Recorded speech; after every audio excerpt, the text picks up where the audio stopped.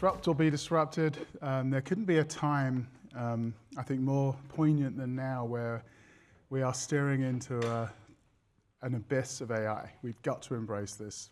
If you're in a business that deals in information or knowledge in particular, if you don't get ahead of this, you're in trouble. And we're an analyst firm, and we feel this more than anybody. And being authentic, being real, driving client relationships is absolutely more important than ever.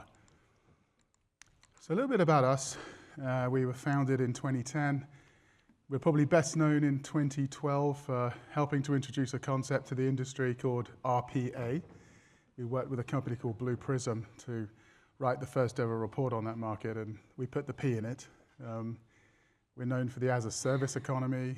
One of my favorites was when we coined the phrase digital one office in 2016, which is more true today than ever. It's about bringing together the back and the front office as one ecosystem. A couple of years ago in this room, I think, we launched something called generative business services. At the time, it caught a lot of buzz, and then that was the time we really started to talk about this very seriously. And then last year, I think in October timeframe, we came up with something called services as software.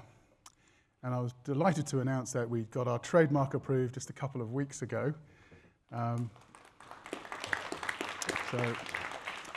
I'm not quite sure what that means beyond the fact that everyone asks me now, can we use it? Can we use it too? Okay, absolutely. It was like, I think Gartner took hyper-automation and everyone knew it was Gartner. So we have services as software, which it belongs to us, and McKinsey and everybody are welcome to use it as long as they give us some credit for it.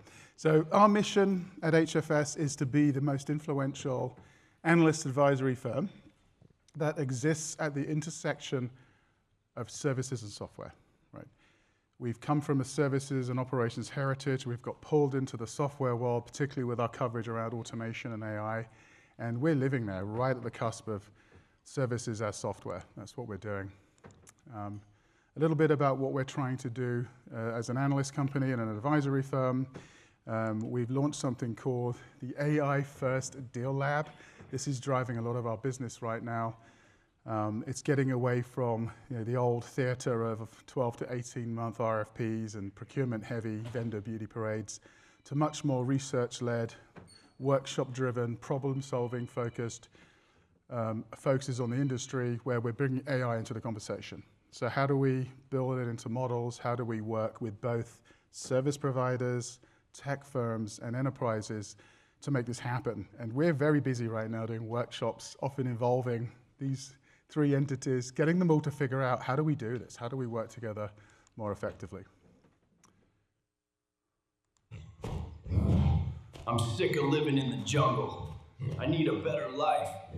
I'm gonna head to New York. I'm on my way to the HFS Fall Summit. Man, I'm so excited. I've arrived at the summit. The opening keynote starts soon. Hopefully I get to meet Phil. Phil is on now. He's talking about services as software.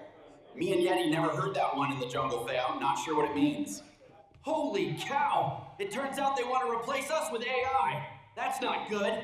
I'll be back in the forest with Yeti if that happens. Wait, but what if I use the AI to become some kind of super worker? Maybe I can take over the world and Yeti can work for me. Big shout out to Phil and the whole HFS team. I used that agentic thing and now I'm a billionaire. Yeti is doing my laundry as we speak. Ha! There we go. Thank you.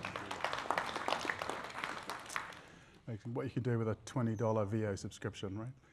Okay. So I'm going to start off talking about the 3 Ps driving AI, politics, people, process. And we ran this study just a couple of months back, and we asked a large number of the Global 2000, what are the most concerning external factors impacting your ability to achieve your big priorities? And numbers 1 and 2, geopolitics, instability, trade wars, tariffs, these types of things, and economic factors. These are on the minds of enterprises even more than cyber and other tech. So this is driving a lot of conversation. We ran some research as well around the impact of tariffs on business? How's it changing people's decision making? Only 1% said there's no significant change. 54% actually have come out and said they're increasing their investment in emerging tech, AI and automation in particular, as a result. So there is a silver lining to a lot of this, which is companies wanting to decouple their reliance on maybe too much cross-border business, take better control of their infrastructure, their cloud, their sovereignty, their data, and make these investments. And you know, I've never seen so much furious activity in my life, probably not since about 1998 when everyone was getting onto the internet, in terms of really rethinking how do we build our infrastructures out to be more effective. While we're on the topic of things like politics, we also had a big shock where our lovely president announced he was adding a $100K tax onto the H-1 visa. It's a big impact on service providers, on tech firms, healthcare firms, these types of things. But again, there's a silver lining. I think you don't have to spend 100K to stand still. Do something different. Invest in US talent. You know, design your delivery, rethink models from the ground up. When we talk about services, you know, their brands are about developing talent, not just embedding tools. It's about, you know, why not redirect these fees you were going to spend and invest in more onshore graduate academies? You know, pay them, train them on live customer work, move them into billable roles within 6 months. You know, rethink your model. You don't have to do things the same old way. There'll be, I'm sure, a lot of talk around global capability centers in the next couple of days, but these have been proliferating aggressively. And this only further accentuates the ability of these GCCs to take on more talent, maybe higher value talent as well, because the model's changing.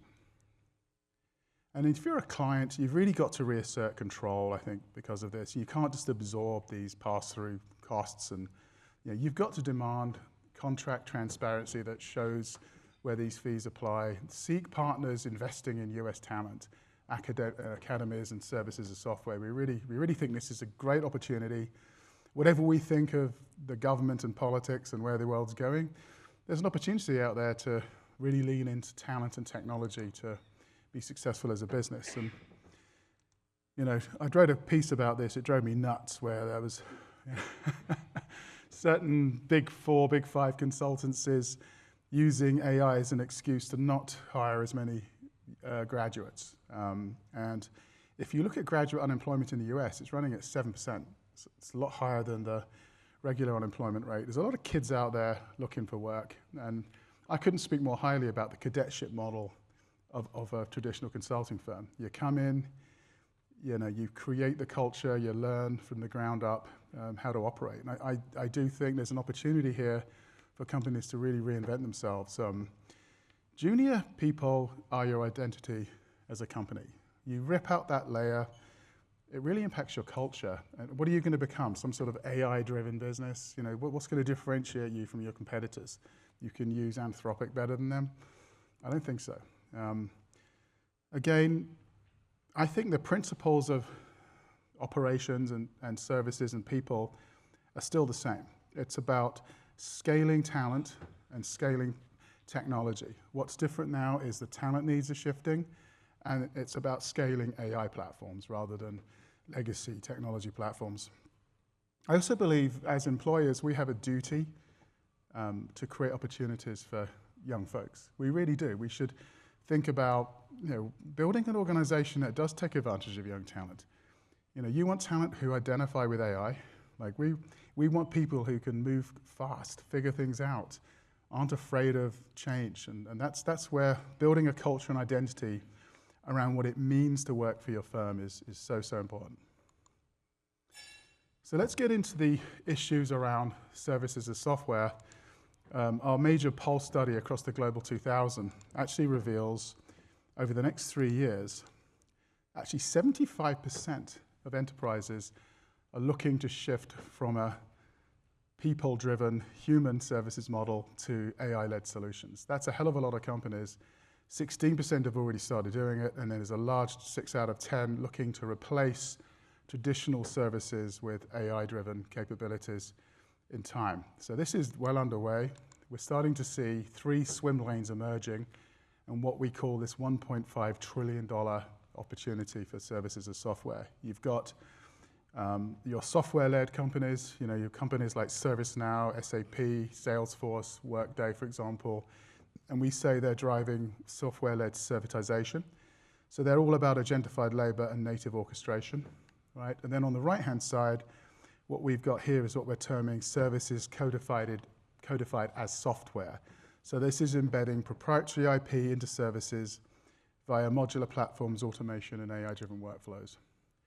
The third wheel, and there's a few of these companies here, I'm sure, and we just picked a few examples. Don't get offended if we missed you off. Companies who are SaaS natives, they're building out an ecosystem. They're trying to figure out how to develop this hybrid capability to consult and service clients with the software. One of the traditional software firms called me just last week and said, we want to acquire a services business. Right? This is happening, right? They said, we cannot evolve if we don't have that hybrid capability. We at HFS have done our own agentic transformation. It took a whole year to take 4,000 research assets and reconfigure them for an agentic solution. It was a lot of grunt work, roll your sleeves up, we actually ended up using a lot more junior people because they just needed to hustle to get this stuff done. So there's the opportunity. We see this aggregation of enterprise tech spend, enterprise services spend, and a new category emerging that's going to take from each side and really become the next wave. And I think we're only at the beginning of this. And as we come through the other side, you'll start to see a lot of new players emerge. We're seeing a lot of small, medium-sized businesses starting to thrive in this market. And I think a lot of large companies are struggling. They're really, how do we move the needle when the industry is moving so quickly? So why are companies moving into the agentic area? And if you see on the left here, this is what's happening during POCs and pilots. This is across 979 use cases we've done at HFS. This isn't survey data. We pulled together all the use cases we had. And you can see as companies were moving into this and they're running their pilots, 54% are obsessing around productivity. So they're looking at cost or takeout, automation, these types of things. When we actually got to the cases in production, there was a definitive shift away from just using productivity-focused strategies to, hey, we actually want to improve our performance, our strategic outcomes. We want to improve how do we personalize the use of AI, so tailoring experiences and interactions to individuals. How do we get more predictive and use data and better to forecast and predict?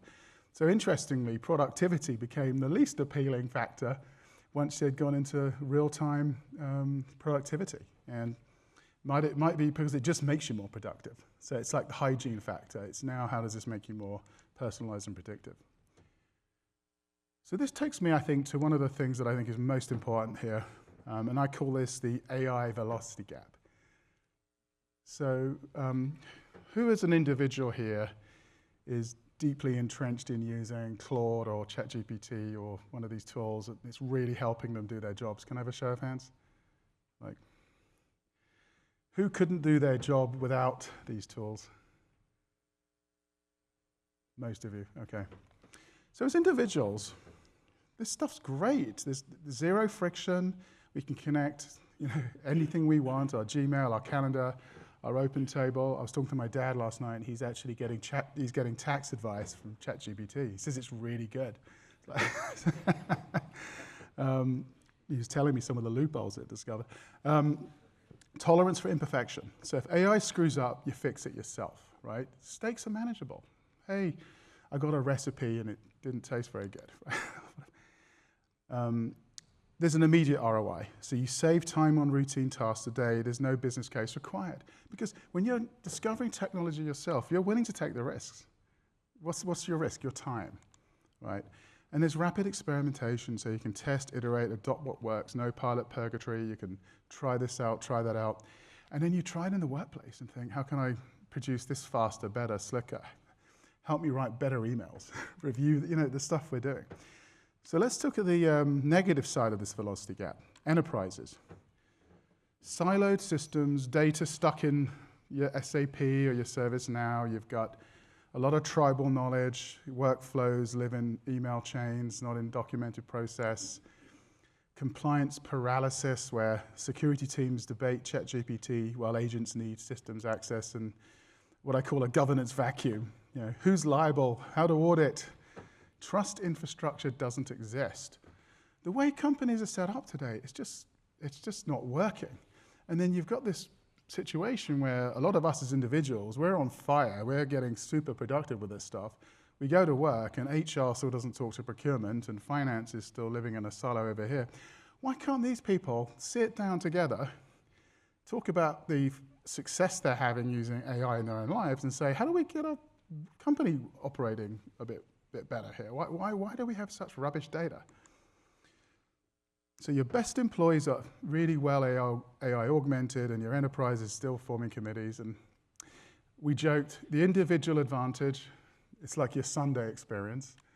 Your enterprise barrier is your Monday. So it's like, how do we get that barrier closed? And this was like, when we looked at the development of the internet in the 90s and noughties, you know, it was a big chasm between, you know, using the internet personally versus your company adopting it, but eventually it got there. But I think this time the gap is wider and that we need to move faster, and closing the gap is really, really hard, you know, for many, many businesses. So going back to some of our HFS data, we asked the Global 2000, you know, what challenges are holding back their company from achieving its goals? And tech is actually bottom of the list. Right? The technology isn't the issue here. It's not even the people so much. Data a little bit more, it's the process, right? You've got to stop obsessing over the AI tech and start to fix everything that's broken. If you're just going to bolt agentic solutions onto your existing messy workflows and process, you're not going to get a hell of a lot of value out of it. You'll get a little, but you're really missing the opportunity here.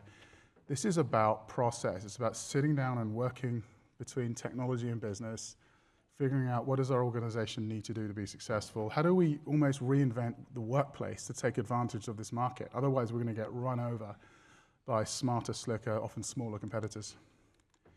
So we use this to come up with an idea for tech debt. So we've heard to death McKinsey and Gartner coming up with their $2 trillion of tech debt. We think process debt is upwards of $4 trillion. And these are conservative numbers, in my opinion.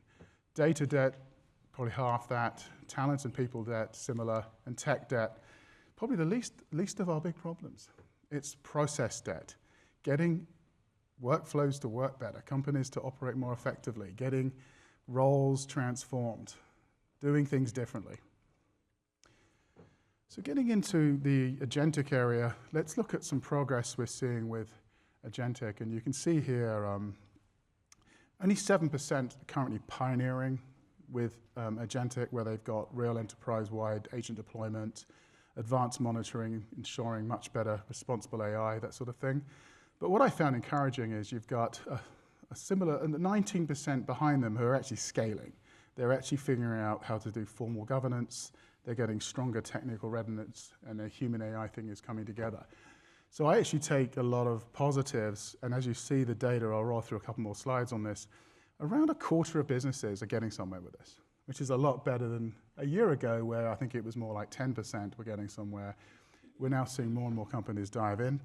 And you can see on the right-hand side, the industries who are pioneering. It's those which are very commercially driven and very sensitive to fluctuations in the economy and the market. So retail and CPG leading the way with pioneering agentic.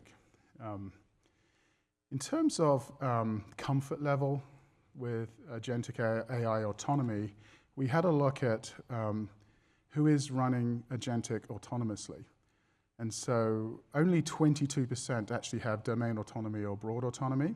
78% are still using assisted execution and supervised autonomy. So all this stuff about getting humans out the loop, it's not really happening. It's a lot of, we're just trying to figure this out, but we're not letting go. We're not letting the AI run in a trusted way and really make us more effective. And again, you can see the companies who are pioneering in the broad autonomy area are retail, high tech, and healthcare, doing a lot better. Healthcare is very interesting because when you think about an industry beset by massive problems with data and management. I mean, they're taking advantage of this quite effectively. So in terms of who's really linking this up and building multi-agent systems and autonomous coordination agents, quite a heavy chunk is sort of getting back to that sort of 65–70% of businesses are doing stuff like task automation, co-pilots, and insight agents. That's not really agentic. That's what we call agentic washing, right? The real action's happening. And again, I'm talking to this sort of 25+% of businesses who are actually getting somewhere, who are actually doing multi-agent systems.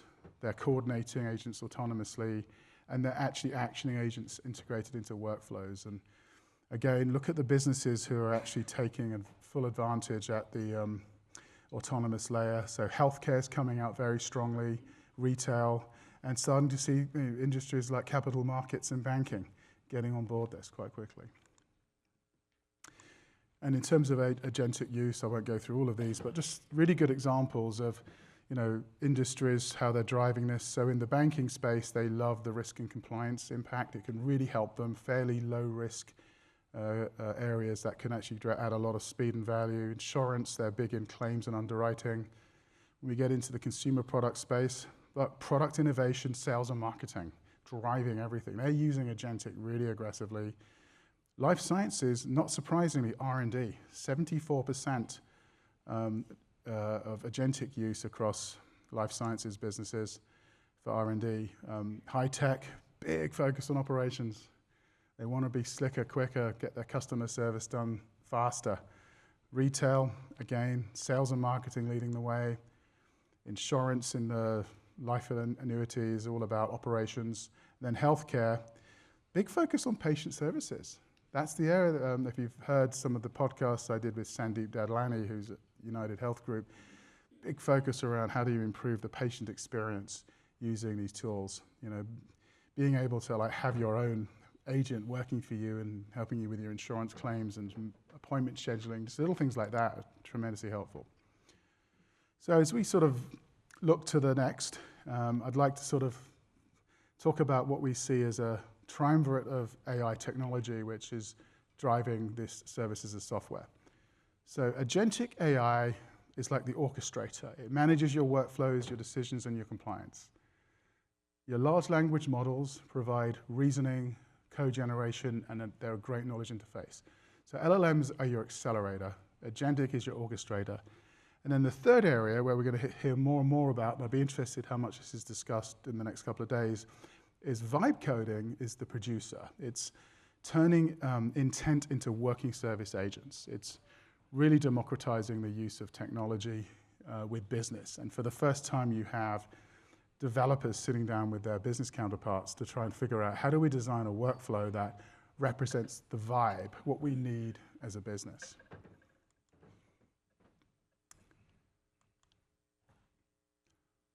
Everyone's talking vibe coding. I thought it meant me, the vibe. But it's just building apps while I chill.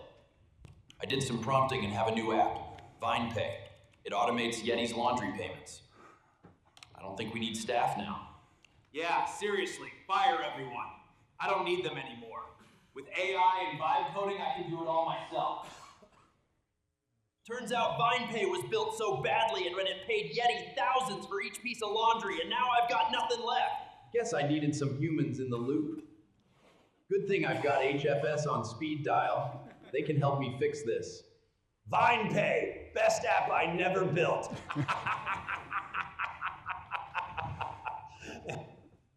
Terrific. There we go. There we go. I just can't get over that outfit. But anyway, yeah, it's interesting. And you talk to sort of mid-career tech people, you tend to get a very negative view on the risks of vibe coding. But then you get to the startups and the younger folks, wow, like you look at 95% of Y Combinator firms are using vibe coding. This is where things are shifting, and it's a lot of small to medium businesses taking full advantage of it. And we'll have a great conversation about what we're seeing going on in the industry, but it's certainly becoming one of the most talked about topics. Just want to finish up with a couple of final things about the market. There was a big noise when Deloitte got caught up with one of the Australian government areas where they generated content that led to fake court quotes and references in a government report. So they ended up having to pay back a lot of money to the government there. But there's an accountability gap here, and a lot of people working in tech or services or the enterprise, AI without verification is professional malpractice. Enterprises have to separate content creation from fact-checking and enforce human validation before any AI-assisted output goes to clients. And our research shows that 32% of executives already are citing inaccurate AI outputs as a top concern in their services relationships. And I think Deloitte had to pay back $290,000 to the Australian government as a result of this screw-up. But this is bad for the whole industry. If we're throwing in, bad use of AI, what are they doing? They're hiring a consulting firm which is sending kids in who are using AI to do their work for them. Why don't they just do it themselves? So transparency and trust now define credibility. You can't hide AI use. It's real suicide. You've got to be very explicit about how you're using it for what and how validation occurs. The regulators are catching up fast. This is just going to proliferate. We're going to hear more and more examples of this sort of stuff. So firms without governance frameworks will face legal and reputational fallout. It's going to be quite a big issue. And I thought it was important to share this. While we're in love with the upside of this stuff, we do have to think much more about how we use it professionally. It's an amplifier. It's not a replacement for human judgment. You can pull great stuff off your Claude or your ChatGPT whenever you want, but then you've got to review it. Is that information accurate? Do I trust it? Is this real? So to wrap up, we've got to ride this wave. Don't drown in it. 75% of enterprises are planning to replace people-run services with software-run models in a 3-year time slot. There's a $10 trillion enterprise debt that won't vanish with AI tech alone. It's going to diminish when you fix process, when you empower data to make decisions.